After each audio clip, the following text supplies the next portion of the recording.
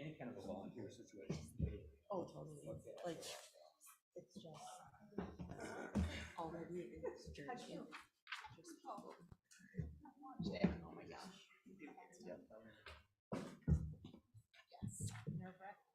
Yes. Yes. Just celebrating.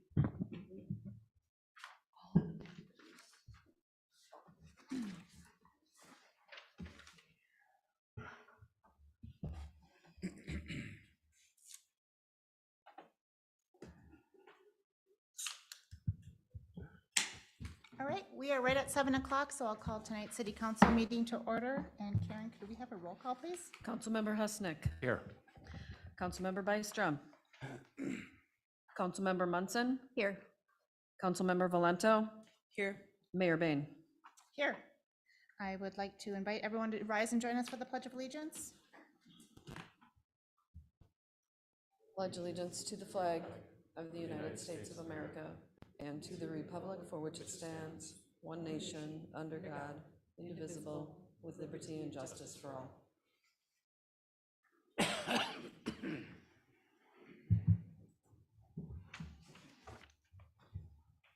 Members of council, we have an agenda before you this evening. I will entertain a motion to approve. So moved. I'll second. We have a motion and a second. All those in favor signal by saying aye. Aye. Oppose? And our agenda is approved.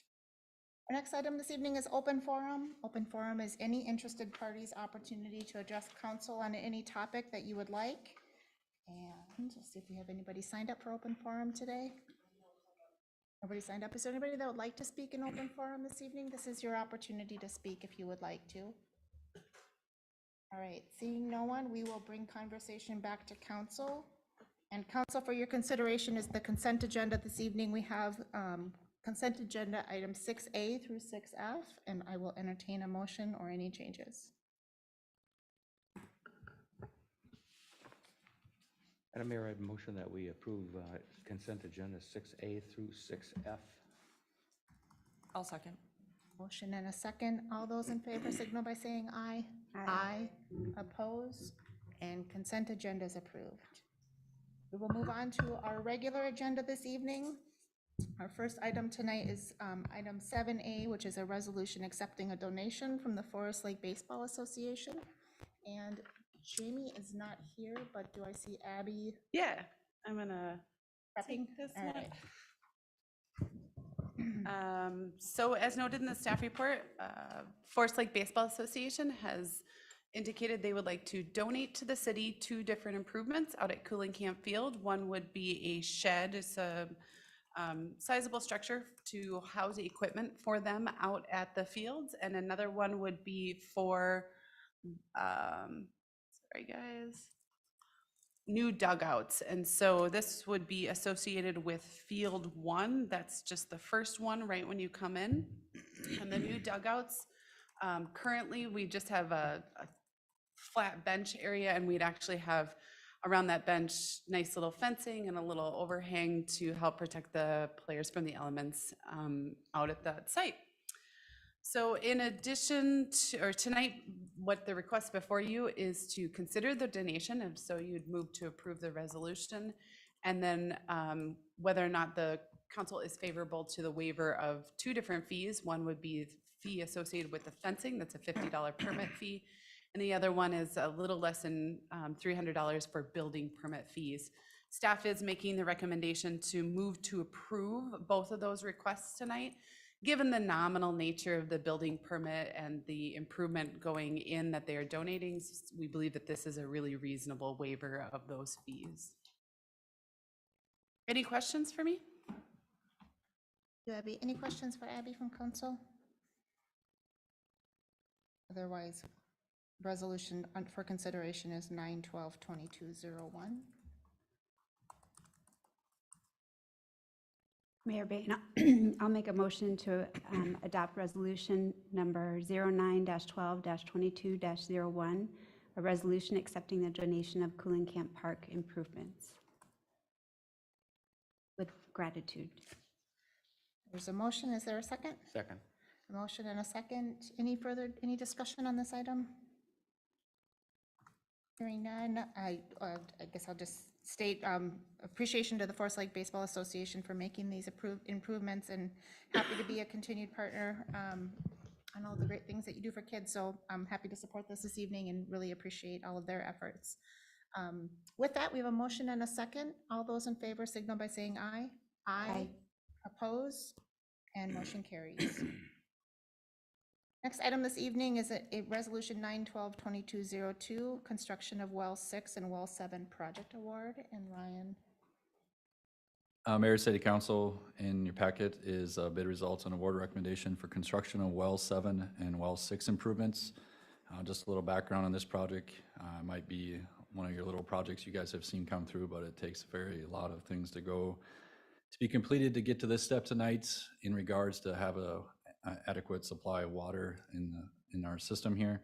So just some things that, we had to do. We originally were doing some initial test pumping in the south end of town where we were first primarily looking for this future facility.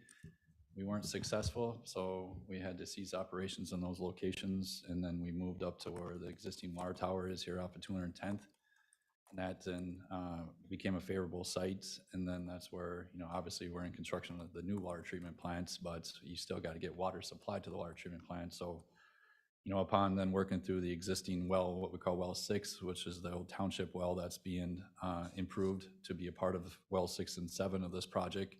So you'll have 2 municipal wells that are approximately 250 feet deep. Well capacity is about 1,500 gallons per minute each. So those are very high service pumps, and we'll be able to supply additional 250 to 300 million gallons of water per year to serve the growth and the redundancy in the system for fire safety and emergency purposes. Each well will be 100% redundant. That means we don't run the wells at the same time. So if there is a maintenance issue here and we have to fix or deal with one of the wells, the whole treatment plant and well can still operate at the capacity we just talked about, while the other one's getting fixed. There ever is a maintenance issue. And then, once you find all the site and you start going through a lot of the permitting stuff too, DNR obviously is very strict on the permitting on, penetrating aquifers and increasing your appropriation. So we're being required to install a DNR observation well. So that's within that project bid as well. So tonight's, upon opening 3 bids on August 23rd, Mineral Service Plus LLC was the low bid with a bid of $545,830, and it's our recommendation to award them the project per resolution 9/12/2202. So with that, I will open up any questions you might have. thank you, Ryan. Council, any questions that we may have of Ryan this evening? Well, it's always tough to know exactly what's going on with engineering. We really have to rely on your your expertise. So based on Right. that, Go ahead. based on that, Madam Mayor, I'd make a motion that we adopt resolution 09-12-22-02, the construction of well 6 and well 7 project award to the Mineral Service Plus LLC to the tune of $545,830. The motion, is there a second? I'll second. We'll take a second from Councilmember Valento. Before we call the vote, just real quick, Ryan, I know we've had a lot of projects that we're seeing like increasing costs. Can you just recap where we landed on this compared to original project budget? This project is about 56,000 above when we originally estimated it. We've been working with Kevin and trying to identify that in the capital improvement plan because we knew with the water improvement projects, we were going to have to look at revenues to fund some of that regardless. But this is a good bid based on, where pricing is at now. With the 545, there are alternative bid items in that base bid. So, obviously this contractor is going to be due option 1, so you're still not going to hit that full amount of the contractor's payment that the award is for, unless we obviously run into some unforeseen conditions and have to work through those. But here, the bid's higher than what the estimate was when we planned for originally, but we are hoping for some additional savings on some of the contract items, but there are some additional stuff in here that we would have never thought would have been required, such as the DNR observation well that is going to be required of this project, when both these wells that we're dealing with do the same thing that the other well that the DNR is making us install that's a few hundred feet away. So that's some of the stuff that has been built into this project that wasn't originally scoped or would have never been anticipated. Good, thank you for that. Any other questions? Patrick, go ahead. Just a point of information before we go forward. As you recall, we came before the council earlier this year regarding all the water projects, and just to remind you all that being with the cost, not particularly on this one, but all the water projects being well above based on supply shortages and material costs, that we will be bonding, and we'll cover that when we go through the utility funds next Monday, to cover some of the costs related to not only these wells, but also the treatment plant. Thank you. Any other questions, comments? We do have a motion and a second on the table. With that, we'll call the vote. All those in favor signal by saying aye. Aye. Oppose, and motion carries. Next item this evening, item 7C, the administrative assistant, new hire, and Kevin. Yes, Mayor and City Council, the Finance Department currently has a vacancy as an Administrative 1 Assistant Accounts Payable. We conducted interviews and got a good pool of candidates, and one rose to the top, and through that, we are recommending that Laura Dittenberner for the position and being hired at a grade 5, step 2 at $29.45 an hour. Very good. Thank you, Kevin. And just to confirm, this is filling a previous, this is not new head count, but filling a previous. Correct. It was filling a vacancy, yep. Council, any questions, comments? Happy to entertain a motion if anyone's ready. I'll make a motion to approve the new hire of Administrative Assistant 1. The motion, is there a second? I'll second. We have a motion and a second. Any further discussion? Hearing none, all those in favor signal by saying aye. Aye. Oppose, and motion carries. Move on to 7D, which is a city planner new hire. Abby. The Community Development Department has a vacant city planner position. This is an existing position that was vacated by Donovan Hart over a year ago. The position is called city planner / zoning administrator, so that's just where you kind of see that tweak. After a successful application submittal process, review, and interviews, we've determined Ken Roberts is our great selection, and we're very thrilled to have him join the team. So staff is recommending the council approve the hiring of Ken Roberts for the position of city planner at grade 9, step 3. Good. Thank you, Abby. Yep. Council, any questions you may have? I do have one. So the position of Donovan's been vacant for about a year and has been filled by, I think, 2 Bolton and Mink Resources. What is the transition plan of, new staff coming in and kind of transition with Franny and Nathan? We will be transitioning Nathan and Franny out. It won't be a hard, Mr. Roberts will start on the 29th of this month. It's not going to be a cold stop with Nathan and Franny. I really have relied on them. The city has really been relying on them to keep those zoning operations. So they are going to help kind of with that transition. Imagine you probably won't see them anymore at public meetings starting in October. If you're in the office, you may see them a day here and there to help kind of train Ken in, get us up to speed. Right now, between now and the end of September, they're really starting to focus quite a bit on cleaning up the files that they've been working on, making sure the city has all of the documents they've produced while they've been working with us. And also retweaking any processes and procedures that they've identified as maybe needing some help. So there will be some transition probably for the month of October. And then additionally, we will continue to utilize Nathan and Franny in a bill back world. So if we're working on development related projects that maybe our workload is high or something, we might pull them in to serve as kind of that primary point of contact for us. Perfect. They've both had just fantastic feedback from developers in the community and the interactions they've had. They've done great work, so thank you for that, Bolton and Mink. And then just wanted to make sure that we've got a smooth handoff. Ultimately, I support this move. This is function that the city needs to, we need to own. This needs to be part of our process, but want to make sure that it's a smooth transition. So thanks to everyone involved. Other questions, comments related to this position?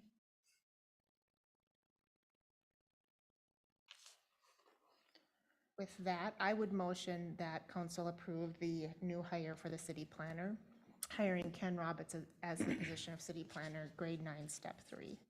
I'll second. We have a motion and a second. Is there any further discussion? Hearing none, all those in favor signal by saying aye. Aye. Aye. Oppose? Motion carries. And welcome. We look forward to working together. Welcome.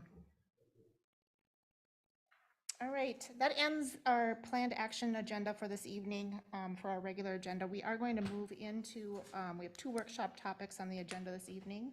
And just a quick note on the workshop topics, this is a working session of council. Anything that we talk about tonight that requires official action will come before council at a future meeting for official action. This is just a working session. And with that, let's transition into the mobile food vendor discussion. And I think, Abby, are you walking us through this? I am, thank you. So the city of Forest Lake does not have any code provisions that allow for mobile food vendors. I think there may have been a time period, maybe during COVID, when the city had relaxed its provisions to allow for some options. I'm not sure the history, as I can still claim I'm new here and I can only piece together so much. But recently we started to do some enforcement efforts on mobile food vendors, and that's when kind of all of this information really came to light. In our enforcement efforts, we do have 2 food vendors that are permanently stationed in places in the downtown area. When they were notified to move, both of them submitted petitions to the city council requesting the city council consider changing its ordinances to allow for food vendors. And one of them even indicating to allow for the food vendors to not have to move. So former zoning administrator Hart would ask food vendors to move every so many days. One of the food vendors is asking, can we permanently set up shop in this location? So this is what would be called a zoning text amendment. So both of those inquiries were in your packet. One of them included a list of people that were in support of the amendment. There's another table item for you tonight, another list that was provided by Xiomara. She had included that in the beginning, but there was a bunch of phone numbers and I didn't know how to redact them. So you have them now. The phone numbers are redacted from the public record. But we really wanted to make sure that they wanted you to know that there's public support for this use within the community. So this is a process that would be known as a zoning text amendment. Zoning text amendments can happen either way. One, you can react to a zoning text amendment that is initiated by an applicant. Under those circumstances, the city would direct an applicant to create the law, and then it would be vetted through the planning commission, who would make recommendation to you. Under a different scenario, the city can take the lead on creating a zoning text amendment. In that circumstance, we have quite a bit more control over that amendment. But ultimately, this comes down to the question for the council is whether or not you'd like to explore an ordinance allowing for mobile food vendors. That's kind of the step 1. Then the step 2 is whether or not you'd want that to be a city-initiated amendment. And then really just providing direction to staff so that we can either work with the owners of the mobile food vendors on submitting an application, or we can start working on a timeline for getting an ordinance amendment before the Planning Commission and City Council. Do you have questions for me? Sure, we will. They'll come up. Sure. And so purpose for tonight is you're just gathering some initial input from council and discussion of should we have, or what is the Yep, question? I think What is our direction it's a to you? 2-part question. The first one is the council interested in an ordinance of this nature? Do you want to allow for food trucks or mobile food vendors in Forest Lake. If that's a hard no, and now you're not taking the actual official action, we'd still need an ordinance amendment that would prohibit them effectively, but you'd be directing staff to draft something of that nature. Then this, if it is not a hard no, then that second question is, do we want that to be a city-led amendment? And if so, directing staff to start working on that, putting it in our timeline, working with the Planning Commission on standards for those types of uses within the community. Mobile, so maybe first question is, do we want to allow for, do we want to consider an ordinance that would allow for? Can we just, before we ask that question, can we just step back? And I just want to make sure I understand the kind of the existing law of what's in place. And so because we don't specifically allow for it, is it assumed that it's prohibited? Is that? That is correct. That is correct. And because it is currently prohibited, what is the enforcement path? Like, what is, I know we've sent letters and we've done some like knock on the door and talk to people, but what is the next step? Like, what actually is the enforcement avenue? And what's allowed today for that path in absence of us taking action to allow for it? So far, right now, we're in the door knocking, letter writing, please move your vehicle. The next step, though, I think I would probably defer to the city attorney because it's a little different. Yeah. But the next step usually in a standard enforcement, after we've written a number of letters or talked with the owner and we haven't seen changes, some sort of citation. Pete could probably speak more specifically in these circumstances. Good evening, Your Honor, members of council. This is a little bit different of a code enforcement challenge because it's not a piece of property that's just sitting in one place. But the civil remedies would include injunctive relief and having the court issue an order and it's supervising to ensure that its order is complied with, or if the police department or the prosecutor felt like it merited criminal action, it is a misdemeanor to violate the code. Okay. So it could be a criminal action. It could head down a criminal path if we chose to take enforcement action. It's what I was trying to, is this a civil question or is this a criminal question? And Your Honor, I'm limited in that I can't speak to the criminal path in terms of whether or not that discretion should or would be exercised or under what conditions. understood. But it is a misdemeanor to violate the code as a standard principle of the entire code. This is not specific to food trucks. Understood. And then if we were, and then the violation, is it the violation of the food truck owner and the operator of the food truck, or is it a violation of the property owner who is allowing that property to be used in a manner that's outside of code? It's an excellent question, Your Honor. It's theoretically possible that there could be two separate violations happening at the same time. The violation we're talking about is the operator of the truck. Okay. Storing a vehicle like that could Do be we a need to violation. address the property owners? And I asked that question because one of my observations of the use of food trucks in Forest Lake that makes us different than Chicago or New York, where you've got them lined on city streets and they're using public infrastructure, and you see a lot of code that is around the use of public infrastructure, which to me is different than if somebody is parked on a private parking lot. And that's more of the use that we see today and more of what the conflict is. It's more of, I see it as a land use question rather than a use of public infrastructure question. We, when we were conducting enforcement efforts, we did notify property owners as well. Okay. And it is potentially a violation of, for a property owner as well. I mean, that is part of what we should be considering. 'Cause- Go ahead. Pete. Go ahead, Pete.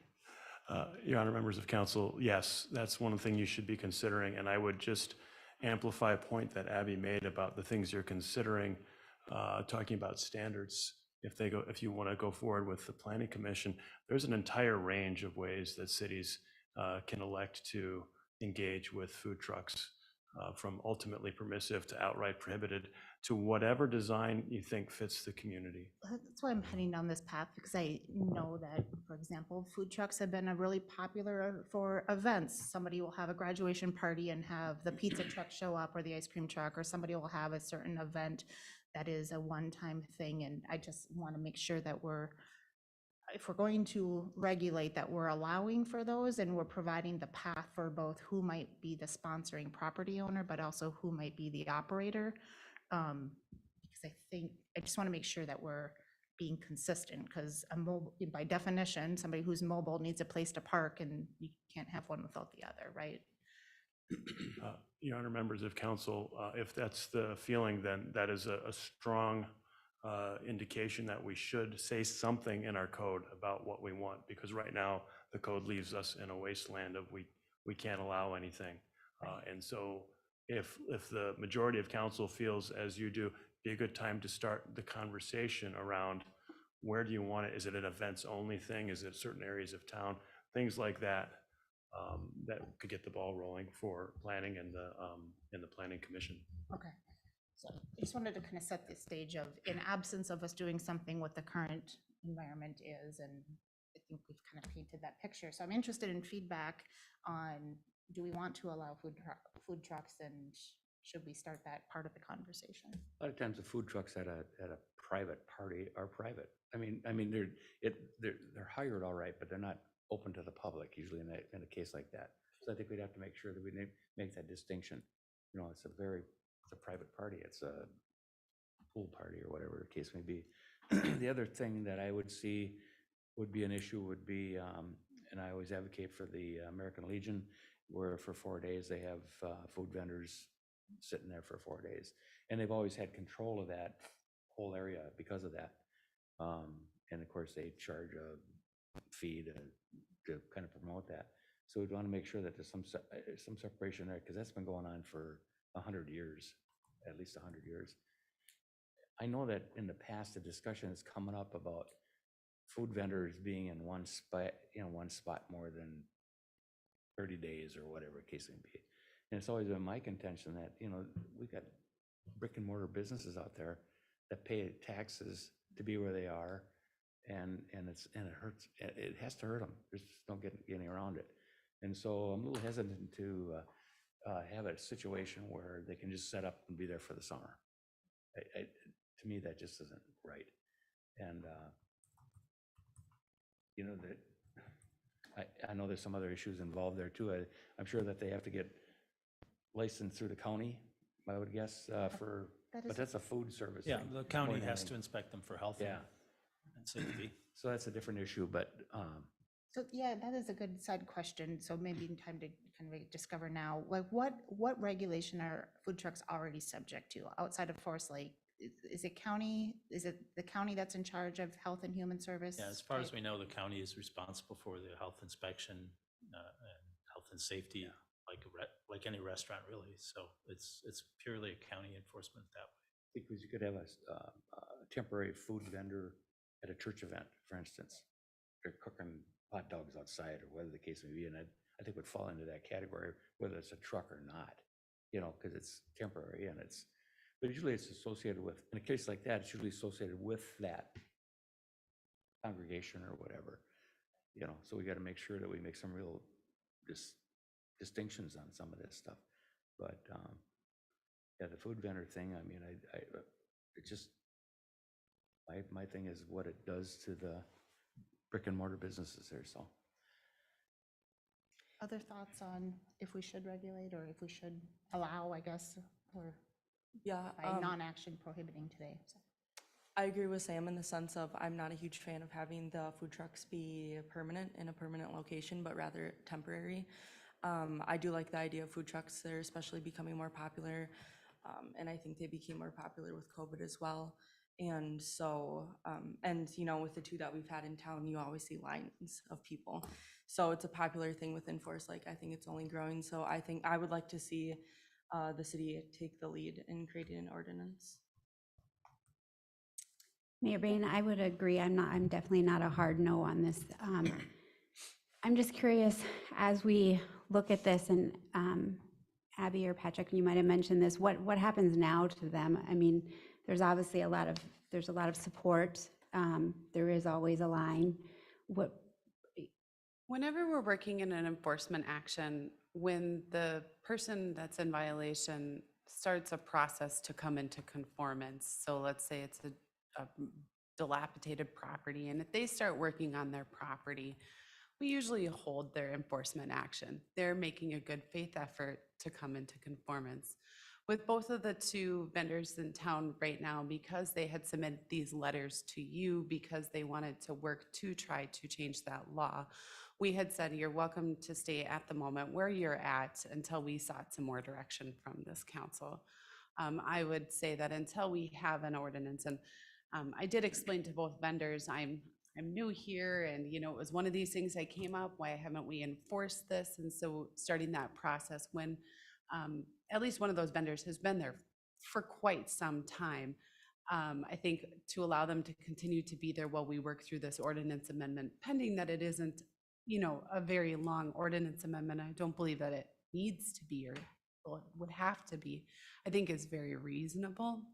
Now, if it all of a sudden comes down that we work through an ordinance amendment and it fails, then we would have to proceed with enforcement of removal or having them move those facilities. So I'm so also in favor of us having this allowed use. I think the person I've been operating on, because we have kind of had this informal, like every 21 days, we've kind of been operating like it's an allowed use. We, to my knowledge, haven't taken strict enforcement action of shutting anything down. So I'd like us to at least be able to have an ordinance that allows for a transient nature of a food truck. And I think that's an important distinction in that, we recognize that there is, especially in the food industry, it's a challenging business, and there's kind of a nice model of testing a concept in a food truck and having a transient location. And some, keep that food truck model for many years, but it's a food truck. It's not intended to be a restaurant, and it's not intended necessarily to be a permanent fixture. And we don't build infrastructure to support that permanent fixture. And so for that reason, whether it's 14 days or 30 days or whatever we would decide that timeline to be, I would support us implementing something that allows for the transient nature. And I think we also should, because we just pulled up a number of examples of other common uses of food trucks, we should address in our ordinance if there is a difference between use of like on public land versus on private property, and then what is the process for somebody in a, maybe we just completely allow I'd be interested in what the suggested language would be, but to, if it's a one-time event at a residence, that we just allow that, there's nothing that's needed. I don't want to create red tape of people having to, do an application to host. We should just like specifically allow for that, just so that there is a clear path. And then kind of create the structure to allow for what would be a transient type use. That's summarizing kind of what we've said so far. Yeah, I think there needs to be some sense of direction on any of this. It's going to be fairly complicated, though, I think.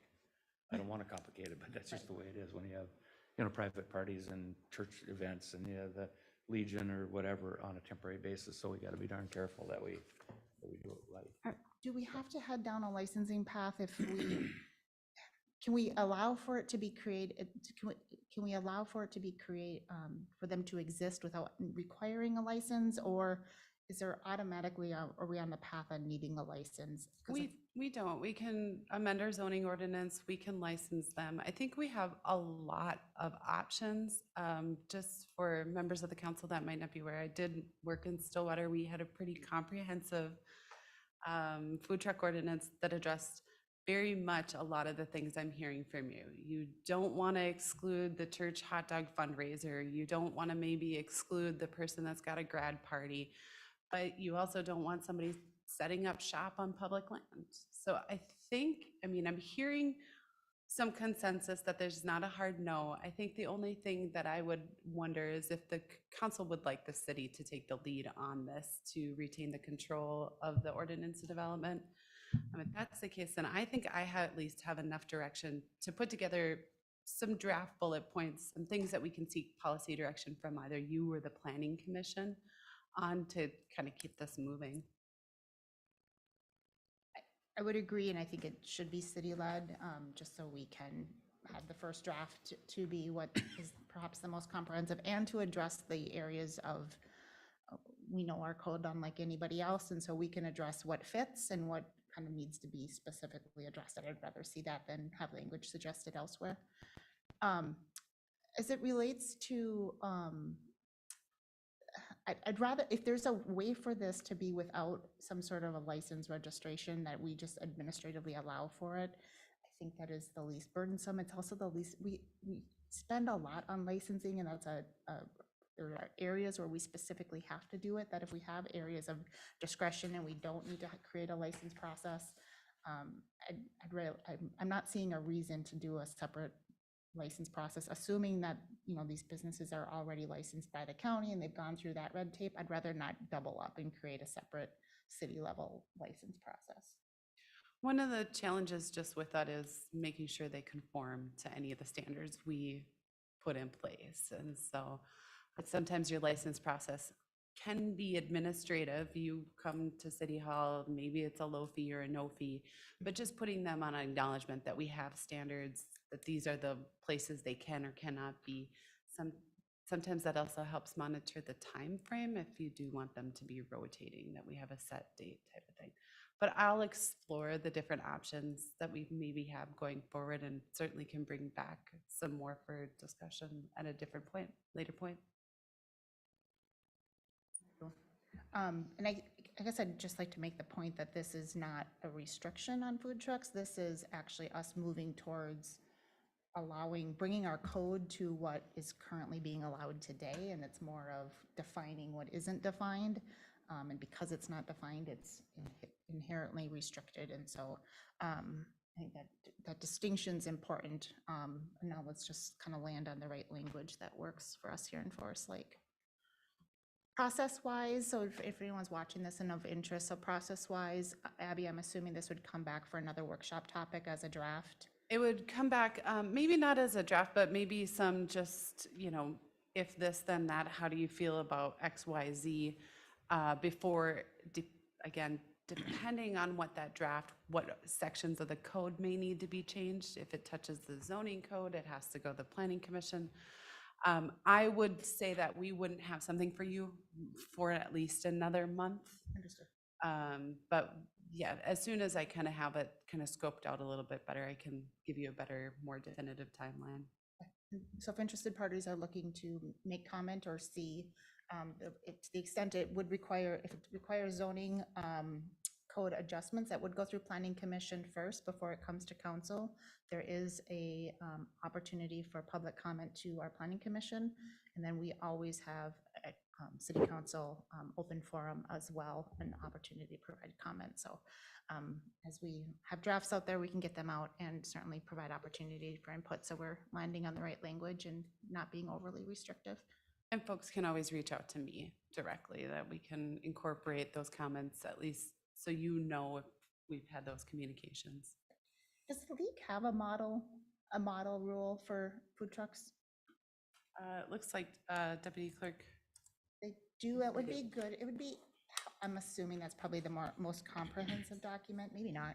It'd be interesting, just as this is coming back to council, just to have that as a point of comparison. Not that we are going to adopt the model, but just to see all of they tend to put some thought into the different points that are considered. Yeah, it's not a black or white situation. That's all there is to it. Abby, you mentioned in your comment prohibiting the use of parking on public land. And I'm not sure, I know that that's a point of consideration, just transparency of position. I'm not sure that that is something that I don't think we should allow. I think it just needs to be defined, so that if you are parked on a city street in a parking spot that's available, just reinforcement that you have to abide by parking restrictions or whatever we might. I just wanted to leave that avenue open. I also think about the municipal lot at the park could be a place, and maybe those types of areas we would want to be more specific in timeline of what's allowed. But I'm not sure I approach that with an automatic no. I just think it needs to be defined. Okay. Any other thoughts as we start? I just wanted, narrowing down just one here. question, Mara. Apparently this list of names is all people in favor of trucks, is that correct? Yes, that was correct. Okay, so they're, Sizable. yeah. We'll keep that in mind too. Very much. Okay. With that, we will close out this topic, forward to future discussions, and move on to our budget discussion. Sorry about that. And Patrick. Yes, thank you. As we mentioned in our last budget session, we were going to start to look at 10-year plans on different, on all the funds and all our requirements. We're pivoting a little bit. We're going to tonight look at the two capital funds and what they look like for the next 10 years.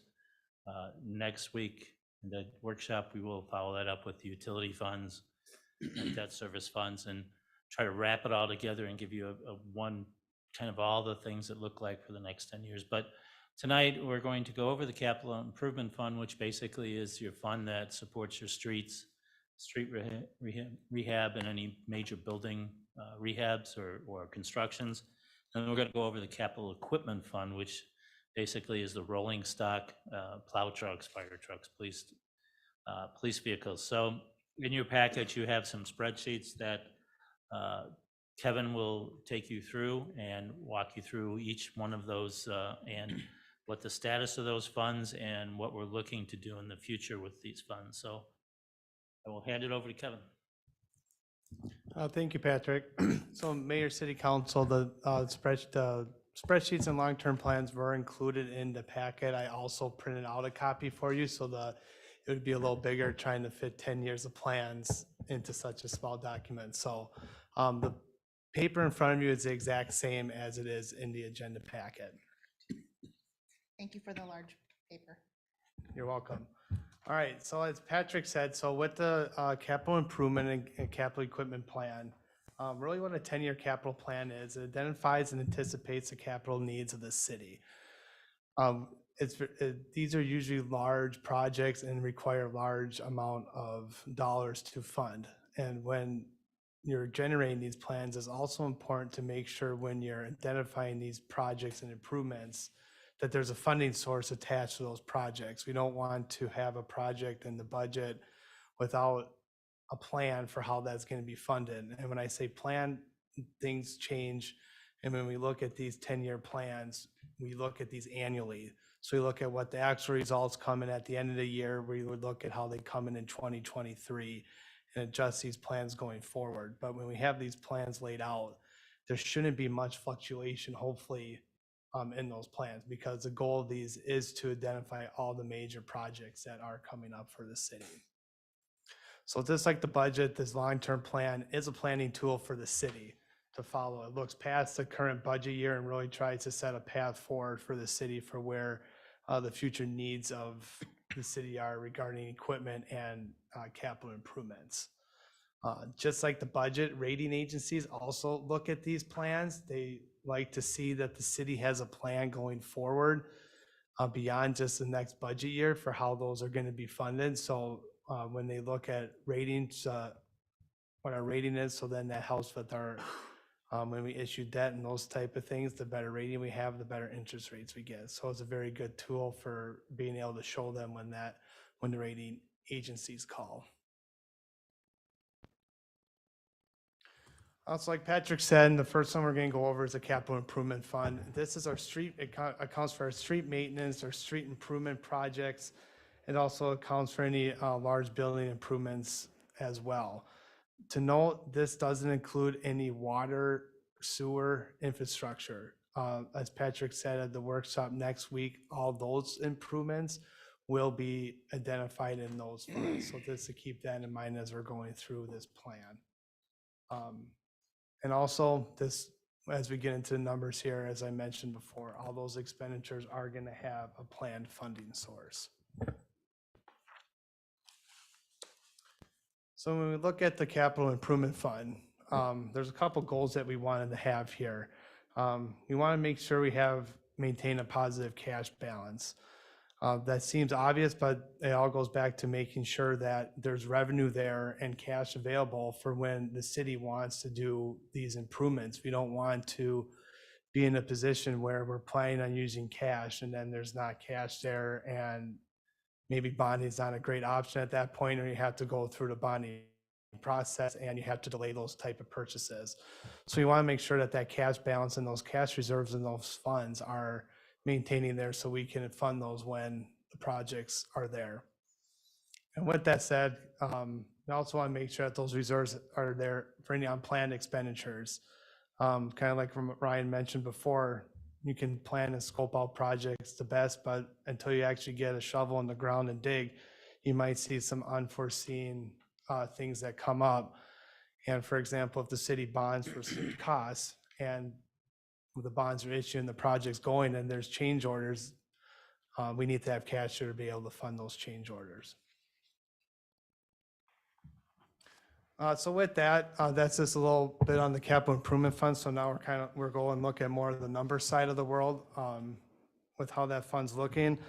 On the first page is a summary of all the revenues and expenditures in that fund. The second page in your packet and also your printout is more detailed of the projects. And I'll reference page 2 there, where you can see on the left-hand side, like state aid maintenance fund. So we look at the amount that we're going to get for state aid funding for maintenance and match up the projected dollar amount that we're going to get for maintenance aid. And basically that's our maintenance budget for the year. And then that's where Ryan and Dave will look at and see where those maintenance dollars need to be used to make sure that they're going to the right, the proper use and the most efficient use for the city. And then so forth down on the next one, local street maintenance projects. These projects are funded by franchise fees and property taxes. So between the franchise fees and property taxes, we're budgeting out over the 10 years, $770,000 for franchise fees. That's a pretty consistent amount. As we go, it does fluctuate somewhat, just depending on energy use in the city. But when you look at an average over the years, that's a good number for where the city can expect that to be. The other one here is the property tax revenue. There's a property tax revenue of 200,000, property tax levy proposed in 23, which is the same as well as in 22 of 200,000. This levy is projected out the next 10 years to remain flat. When we look at the levy here, what we're trying to do with this fund and the equipment fund when we get there is keep that levy at a pretty consistent amount. What we try to alleviate is the big ups and downs of this fund. We don't want to have to increase it large one year and then bring it back down, bring it back up. We'd like to just have that levy be pretty flat amount or very small or nominal increases. So based on our projections right now, we're keeping that levy flat at 200,000 in this fund. Now there could be changes in that depending on how the next 2-3 years go. But with that said, when I looked at this fund, and Patrick, along with our departments, Ryan and Dave, we felt that that was a good number. We felt like if there are any increases, it would be a small nominal one, just as what we're striving to do. The next line is the state aid cooperative agreements. That's our state aid for projects. Those are projects identified for those and the state aid that we get for those. And then the last one, funding, is our reconstruction projects. These are the big projects where the whole road gets ripped up, all the infrastructure underneath is getting done. And the portion you're seeing here is just the street portion. Again, the water and sewer portion, all those costs are in the water and sewer fund, which you'll see next week. These are the projects where, if you go back to the summary page, are that bond proceeds. We are planning on issuing debt to be able to fund those reconstruction projects. And based on that, so the bond proceeds equal the reconstruction projects. And just to take a step back, I got a little bit ahead of myself. In 2022, you do see bond proceeds of about just over 1 million. Those are actual bond proceeds that were issued in 2019. So that's not any new debt or any new money that we will be issuing. Those bond That bond money is currently sitting in a separate fund currently, so those funds will be moved over to this fund to help fund the project costs. So just wanted to point that out, that that's not any new money.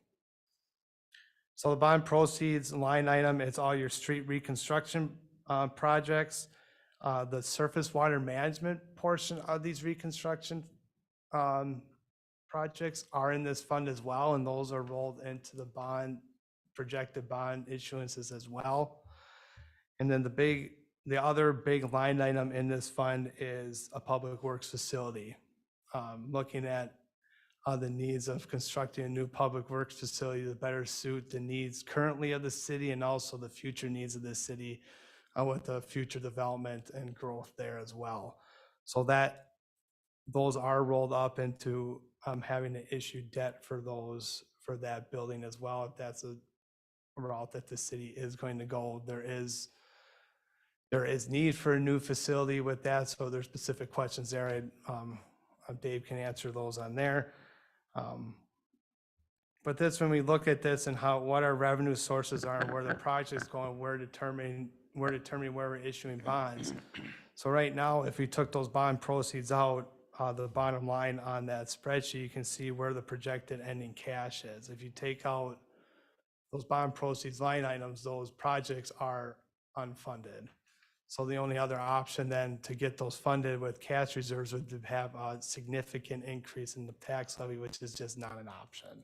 So that's why the staff, for those particular types of projects, are recommending or planning to issue those bonds in the future.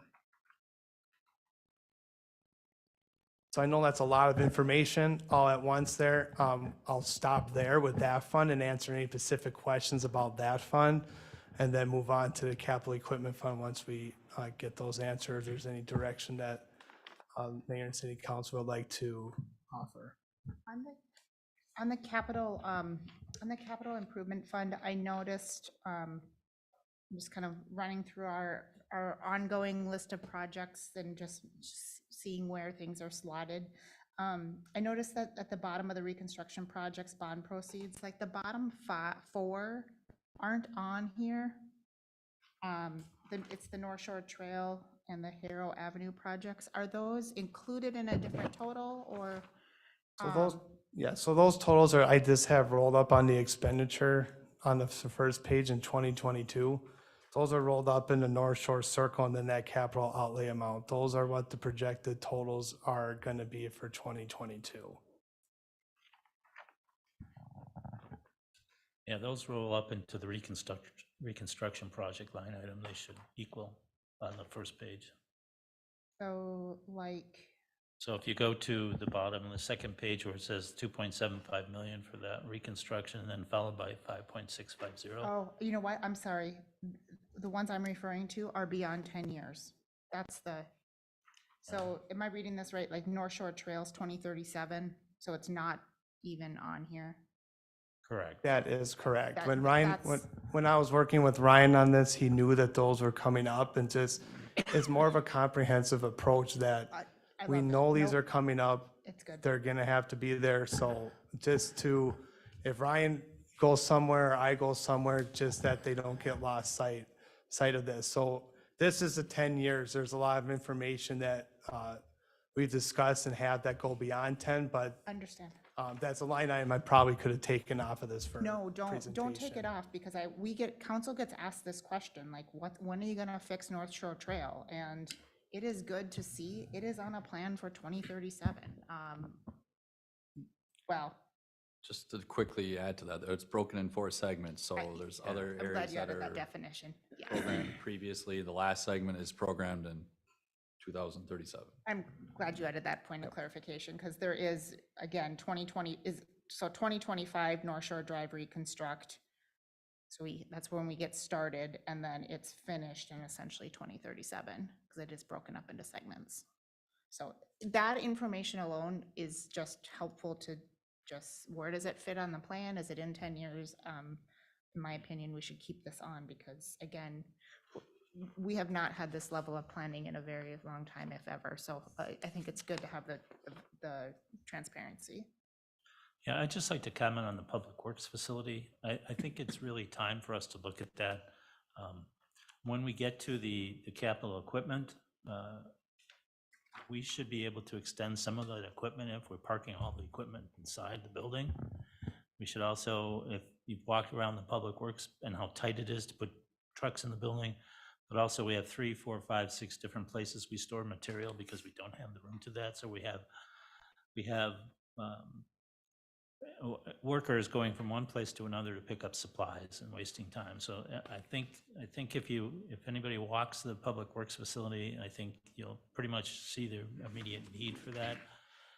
In addition, that we continue to say we're growing and we're going to need a better facilities, and I think it's time to look at the Public Works building. The other advantageous thing about that is that if we do build a new building and move out, we can always open up that facility for redevelopment whenever the time is ready. And that facility, so is 2024, looks like it's $50,000. Is that the beginning of the design Yeah, the process? 2024 starts the conceptual portion of the building. 25 is probably plans, specs and things, and then 26 and 27 would be construction.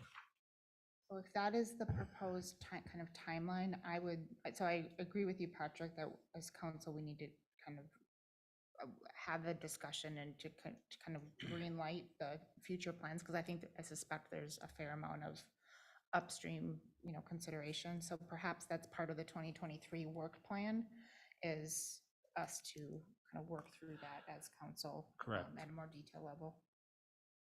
Also note on that Public Works facility that is split between this fund, and then there is allocation to the water and sewer fund as well.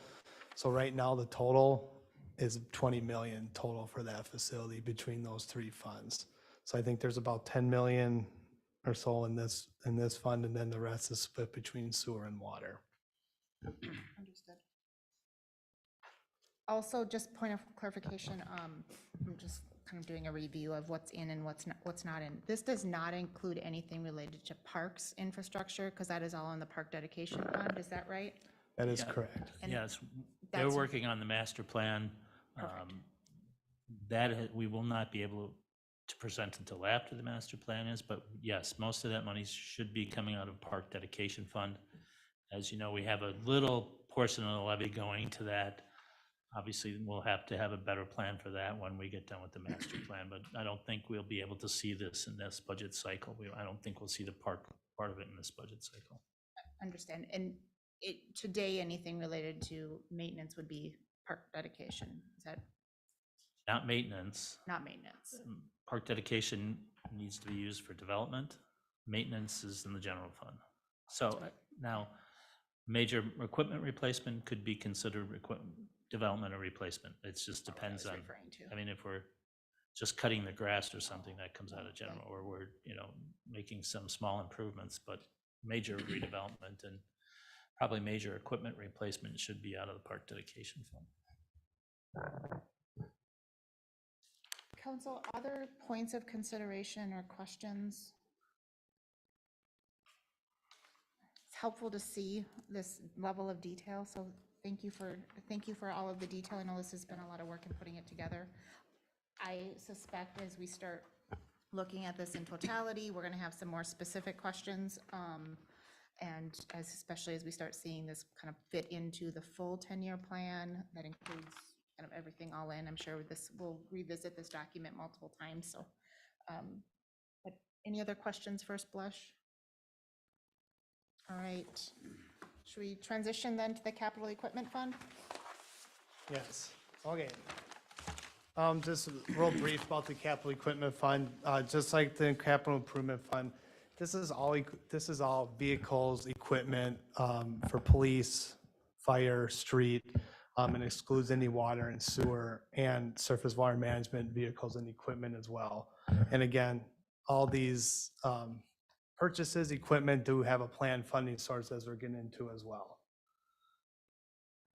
When we were going through this 10-year plan, we were looking at how we wanted to fund all these purchases. And we had, this plan is going to present being able to have cash on hand to fund all equipment, vehicle purchases with the exception of the fire engines. As we see from this budget, those are going up over $800,000. To have cash on hand to be able to pay for those when they come due is quite significant. So we stopped at being able to fund everything except those engines, but with buying 2 new ones this year, we should be good to go with those for quite some time. We also want to make sure that we have cash for unplanned expenditures. I'm going to say most of the time if something unexpected happens, you're going to have insurance recovery monies or some other monies that are going to come in and help you fund unplanned equipment breakdown or damage or things of that nature. But we don't want, the city does not want to be in a position where a snowplow truck breaks down and we need to buy a new one and there's not enough cash on hand to possibly fund one, where now we're scrambling to possibly issue debt, and that might not be the most efficient use of the city resources as well. So when we were looking at where we wanted this fund to be in cash reserves, we kept those things in mind as we move through the 10-year plans. And again, same with the capital improvement fund. As we see here, the major source of revenue in this fund is a property tax levy. We strive to get this property tax levy to an amount where it needs to be going forward and have those increases be consistent, nominal as possible, with the concept of, depending on how the next year goes, the next 2-3 years go, adjust accordingly as we go annually. So getting into the capital equipment fund, so I'll mostly focus on the summary page. The second page has every equipment purchase listed on there, broken out by department, and we can get into any specifics we have on that as well. But the bulk is going to be looking at just that summary page. You can see in 2023, for the 2022 levy, there's a shift between the park dedication fund and the capital equipment fund, shifting that levy between the two funds. So for the 2023 levy, we're proposing bringing that levy up to $900,000, which is bringing it back up to where it was in 2021 and shifting that out of parks. So there's no effect with that fund, with that portion of the levy in 2023. The big change on this fund, as you see, if you're looking at that property tax levy, is going out every year. Where I'm proposing a $60,000 increase in that levy annually to maintain that cash balance in this fund. So how I look at this fund is looking at our total revenue line item and just our capital outlay line item under expenditures. That's just a summary of all the detail on page 2.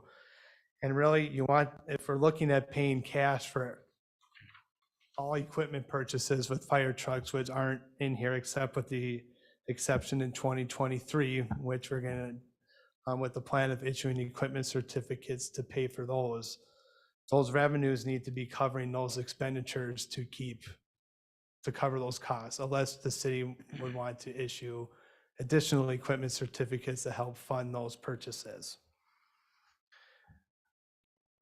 So with that as well, when we're looking at what our cash reserves need to be, we want to make sure that there's some extra cash on hand. We just don't want to be equaling revenues and expenditures for those on-scene equipment replacements. So the goal in mind to increase that cash balance, as you can see, going over the next 10 years. It does dip down a few years in 2029 and 2030. Being that that's 7-8 years out, when I looked at this, I didn't really want to change the numbers too much more than what it needed to be. Is more to get the concept across that if the city wants to pay cash for its equipment, that we need a dedicated levy increase this year and a dedicated levy increase going forward. There are some variables with that could affect and make that cash better. Right now, when we buy equipment, we're selling equipment and revenue can be coming in, and trying to maximize those profits, looking at trading in versus the cost and maybe auctioning some of those off. So there are some factors in there that could play in making this cash position look better in those years. So just looking at how having a good number of this, say, having that at least that consistent plan going forward, not having a big increase this year and then bringing it back down and kind of those peaks and valleys, is wanted to kind of maintain that slow, steady increase when we looked at this plan. I think you said this before, and I just want to confirm. So the property tax line in 2022, 2023, there's that step up from 450 up to 900. That's actually levy neutral because that is a shift from, did you say park dedication? Yeah, if you Correct. remember last year, we swapped the park dedication because we were going to go with equipment certificates. We delayed that, but now we shifted it back. So Shifted it's- back. And so we're looking at planning from a levy standpoint, really over the 10-year period from 23 to 32, we're going from 900,000 to 1.4 million. That's the impact to levy. And so Correct. I think that, and so with that, we will, and when we see this all boiled into a levy impact in the 10-year plan, we're going to see that constant tick up, right, for planned levy. Is that, am I Yeah, reading that right? The Correct. plan is to put this all together and show you what the levy projection will be, just like this, just how the levy will play out for the next 10 years. Is that, I don't remember, I'll get close to the mic. I don't remember that levy impact from previous years. Is this us just being more refined, or maybe I'm wrong? Have we always had that planned levy kind of deficit, or that planned levy, additional levy needed? Is that, Not sure we had a plan for we just not been to consistent this plan level of on any of granularity? that, to be quite honest with you. We've tried to increase the levy. I mean, if you recall, for the first time, we were putting levy dollars into the streets. We never did before. This was always pretty close to what the levy versus what the equipment is needed, but this is definitely a more comprehensive and refined financial plan for the council to consider. And next week, like I said, you'll see the utility funds laid out the same way. Then you should see a total what added debt service, if we do all the bonding that's suggested, what that will do to the overall levy for the next 10 years. And again, please remind that this will get, every year this will get refined, another year will be added on, and we'll see where we take it year to year, or you should take it year to year, and always update it so you always are on track to meet those goals. So the levy increase year to year is about 5%. Is that In this case, about 5? Am I doing that math right?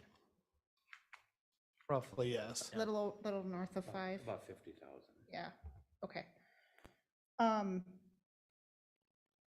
Okay, thank you for that clarification. One other question, I appreciate having all of the detail on the second page. Is this, from an equipment standpoint, maintaining existing inventory? And it's not, so if we needed to add another plow truck to our fleet because we are now larger 5 years from now, and it's not replacement, but it's an additional plow truck, that would be outside of this, is that right? yeah, we would have to add that because sooner or later, we'll probably have to have more routes as you develop. Right. We have not planned that in. That's why we need to review this every year to add that. If Understood. needed, a plow or a new fire truck or a new fire station, or whatever the case may be, in these plans should be reflected. And some of the other plans you'll see will be, we'll take some growth into account, but it may not happen. So that's again why we have to review this every year, so. Understood. So this is existing inventory that we own today? Yes. Correct. Replacement of existing inventory. I Okay. see this plan moving forward, once we get to that point, when we're bringing this to council, identifying if it's a replacement or if it's a new piece of equipment. Perfect. So then that information is available to city council. And that's a very good question, a good point. So when you're looking at where that cash balance is in this fund, if all of a sudden we need another plow truck that's now upwards of 300,000, that's a large amount of cash. And if you're looking at where our cash balance is, this projected is here, again, projections can change, but right, looking in the future, that's a big impact. So that's where, if we start looking at this next year, maybe see we might need to add a new plow truck in 2 or 3 years, that levy increase might need to be more, it might need to be less, just depending on circumstances. Understood.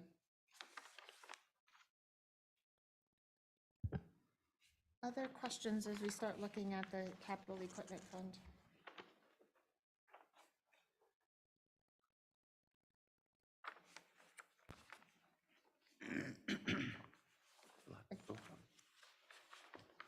And Nope. this does include equipment needed for water, to service water? No, this is, no. No, An own fund. It's its own fund. you'll Okay. see that equipment next week in the water and sewer fund, correct?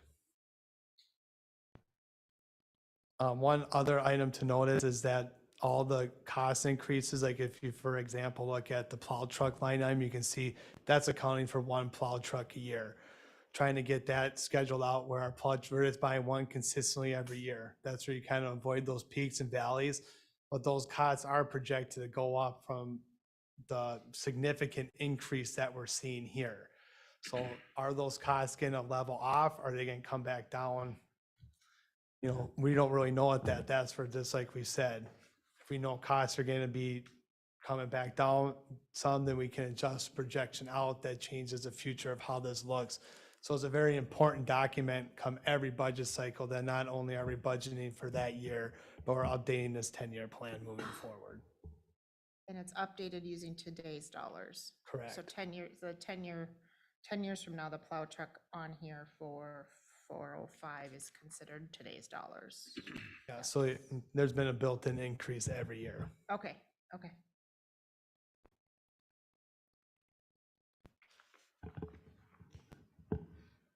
Helpful.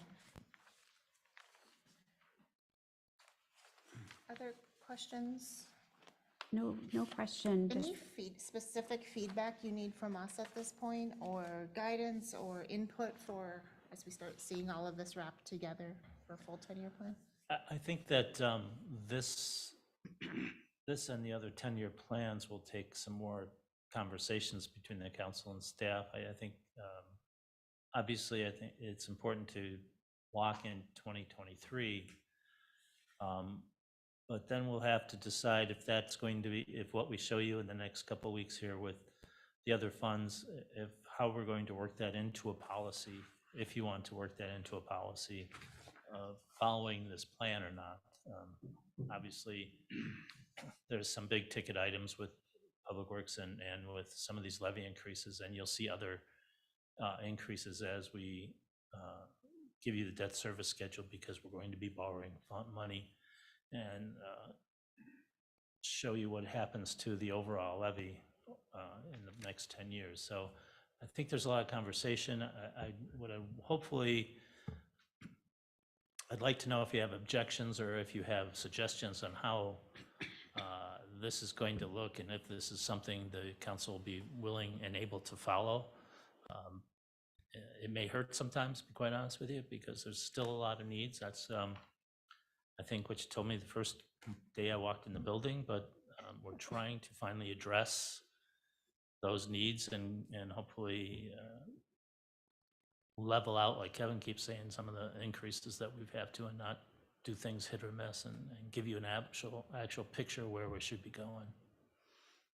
When you say adoption of a policy, is that a policy of financial modeling where we adopt like a 10-year financial modeling policy? That does it attach us to this methodology and not necessarily the numbers? Is that what The council policy would do? always, I would say that you would adopt it as a financial model, with my hope that you would follow it, knowing though, the council's never, they're never bound by the numbers. I mean, you can change your mind next year or the year after or the year after. I mean, we can't bind future councils, but I would hope that you would adopt this as a financial policy plan, whatever you want to call it, that shows you the way, and that you tell us it needs to be updated and discussed every year.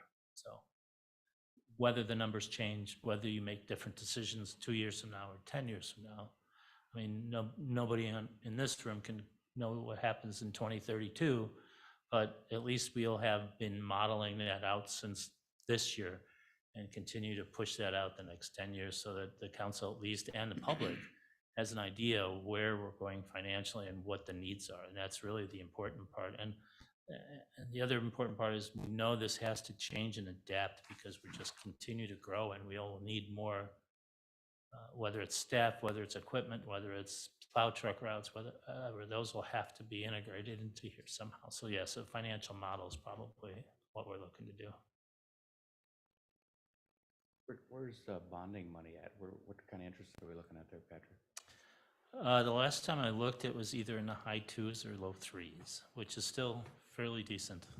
You know, it's not going to be the 1s and the below 2s, but it's still better than mortgage rates. And, you know, we've preached before, the obvious choice here is, do we really jack up the levy to pay for all of this now, or do we extend it out like a mortgage on a house? Because people here in 2032 are going to be driving on the roads we pave today or driving on the roads in 5 years. So there's kind of a cost share with people, not only here now, but here in the future. So why we are a community that has very little debt compared to the size of this community, to the dollar amount of the community, and in comparison to our other neighbors and friends that are a similar size, we should really take advantage of bonding. I know there's a philosophical difference on paying cash for everything, but we can't pay cash for everything. We don't have those funds unless, again, we would raise taxes 300 or 400 or 500%, or whatever that may be. I mean,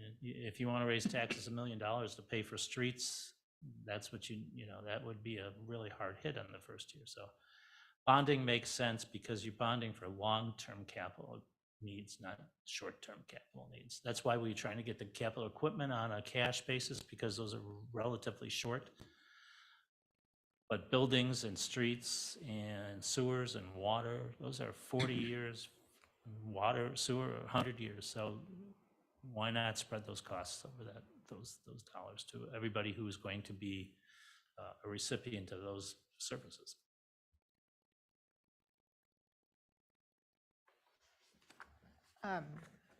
You asked the question about adopting a policy, and I like the thought of adopting a policy. So we're covering a lot of new ground, right? So we're starting to close in on the beginning of a 10-year plan. We haven't had a 10-year plan, and it's all, you know, when we're done with this year's budget season, we'll be able to see all of the layers of that 10-year plan.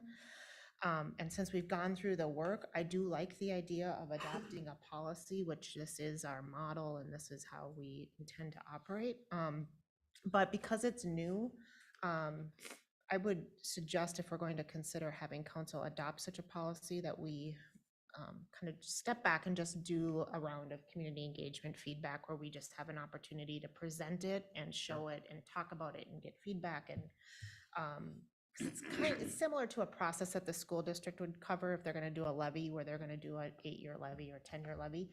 Now that's a little bit of a difference because it's locked in. This isn't this isn't locked in. This is, you know, council has discretion every single year, but you are starting to set the stage for an overall plan that I think if we're going to consider adopting a policy, which I could support, I think we just need to make sure we've got the right public input first to make sure that I people don't are on the disagree. same- Yeah, and I think the other important part about a policy is, we've talked about interest rates.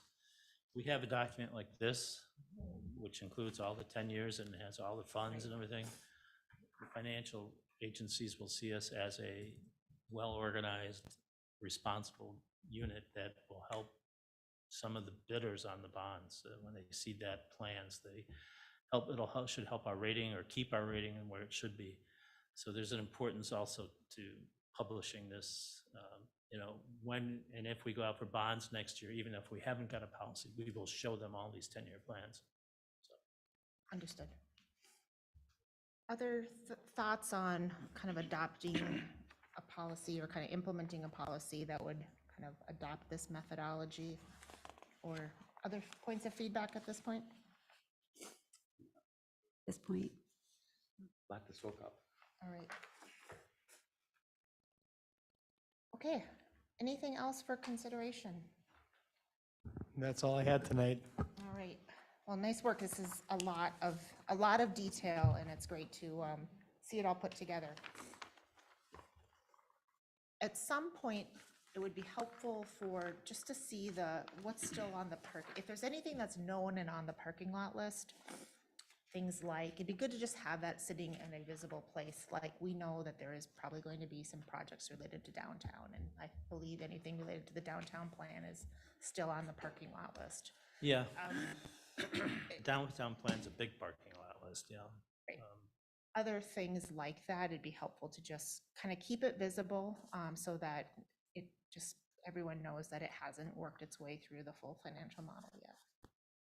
It's never Yeah. going to include absolutely everything. No, and I think you're right, the downtown plan is an outlier, and so is currently the park dedication fund and the park improvement plan that'll have to be probably melted in here in next spring sometime to basically complete this. I don't know how we're going to do the downtown plan yet and what the thoughts are. That's kind of, it should be in there, but it's kind of separate, so that's a challenge that unless you hang me because you're gonna see all this stuff, the downtown plan is going to be a real challenge for us. And yeah, and it's always, proof's always at the end, right, when we Yeah. kind of are able to see full levy amounts circled through, so. All right, to be continued. Let's move on to staff updates, and we'll start with Karen. Mayor Bain, I don't have any updates this evening. Bam. Mayor, members of council, just a heads up that you might start seeing some changes happening to the website. Content's being updated and pages are also being moved now to get to the new navigation structure. I'm working with Civic Plus right now, just on the finalizing of the new design for the new site. So we're still on track for end of year deployment, but if people are going to the site now, expect some changes because we are starting to do some navigation changes and content updates right now. With the conversations that we're having right now related to kind of budget and 10-year plan, can we just make sure that those are staying in a place that is easily accessible, even if it were from a card that links to all, I know we've got all the budget documents, they're just not always easy to find. So it's that time of year, so it'd be good to make sure that that's all visible. Anything else for Dan? Abby? No special report. Patrick? Just that we started negotiations on the police contract last Friday. We made some progress. Reconvene that in October, mid-October, to continue that discussion. Good. Yeah, Peter? Your Honor, Council, at the special meeting you have in a couple of evenings, you'll get to meet my partner, Corey Land. She's a fantastic attorney. She does these kinds of trainings around the state. And if you don't tell her I told you, she's a big reason why I came to Levander, the chance to work with a lawyer like her. So I'm glad you're going to get to meet her.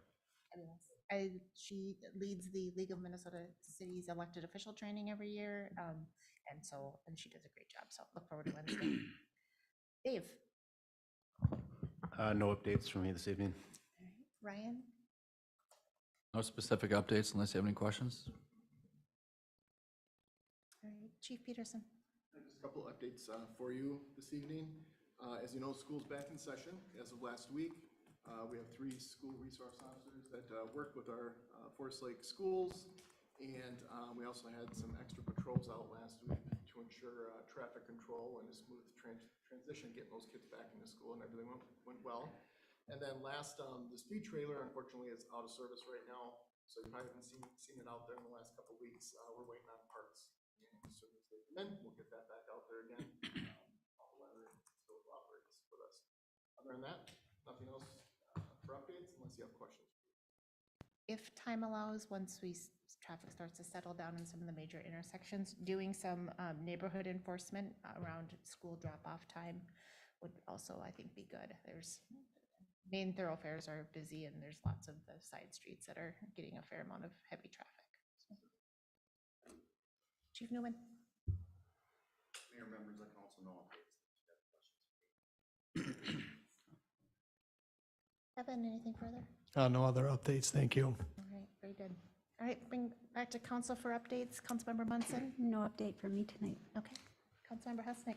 Yes, this evening I attended the EDA meeting prior to the council meeting here, and Dan did a pretty good job of explaining TIF. Not much of it stuck, but we did get a lesson on that, so I really appreciate that.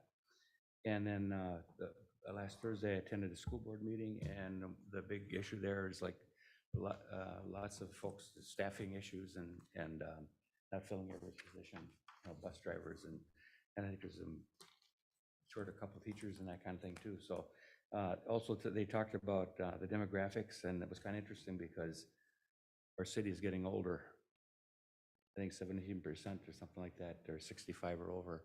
And that's one of the reasons why school population is going down, along with, homeschooling and private schools and of course the charter schools. So anyways, that was all I have for tonight. Thank you. Councilmember Valenta? Nothing from me. I don't have an update either, other than, I mentioned, attended the EDA meeting just right before this. Dan did put together a great video, found a great resource from the State Auditor's Office on TIF. If you want to send that to council as well. Does just a good job of just walking through as we start thinking about having TIF projects on the horizon. It's about 15 minutes and well worth everyone's time to just TIF basics. And also look forward to seeing everybody on Wednesday. I expect it to be a fantastic session, so look forward to that. And that being the end of our planned agenda this evening, I will entertain a motion to adjourn. So moved. We have a motion. Is there a second? I'll second. Motion and a second. All those in favor signal by saying aye. Aye. Oppose? And we're adjourned. Thank you, everyone. Good night. I'm laughing at you. You just are really struck.